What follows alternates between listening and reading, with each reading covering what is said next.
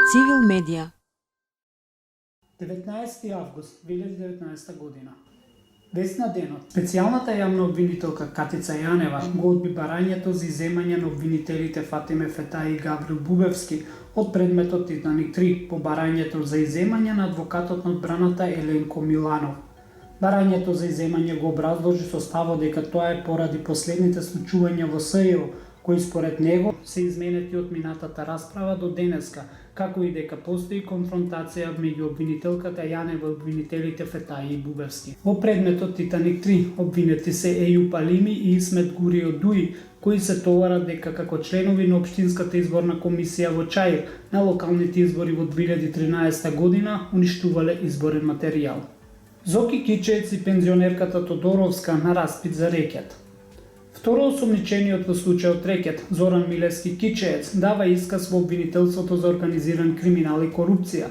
Покрај него денеска покана добила и пензионерката Лилјана Тодоровска, чија идеја за изградба на центар за возрастни, еден вид на старечки домови, била пласирана преку невладината организација Меѓународен сојуз на Бојан Јовановски Боки 13. Низиното име се спомнува на аферата, затоа што на низината банкарска сметка легнале 720.000 евра од ГП Пелистер, за кои таа изјави дека веднаш штом ги подигнала и биле одземени од представниците на невладината на Боки 13. СДСМ. Нервозата во ВМРО ДПМН кулминира, бидејќи Зоки Кичеец дава исказ во ОЈО. Денеска кулминираше нервозата во ВМРО ДПМН.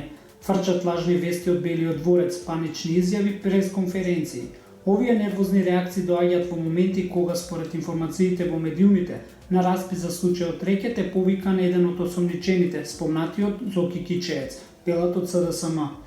Дали затоа е нервозна криминалната ВМРО ДПМН, особено имајќи предвид дека Христијан Мицковски пред неколку дена јавно призна дека се сретнал токму со Зоки Кичеец. Предходно од ВМРО ДПМН прашаа каде е торбата со пари и од каде има пари СДСМ за реновирање на партиската зграда. Алтернатива. Селективната правда произведува неправна држава. Почитувајќи ја пресумцијата на невиност, не си даваме за право да присвоиме улога на судија, но затоа го повикуваме основното јавно обвинителство за случајот рекет да има најголема посветеност и притоа никој да не биде амнестиран, кој да бил тој и каква функција да има. Криминалците и рекетарите имаат само еден заеднички идентитет – за криминал и рекет.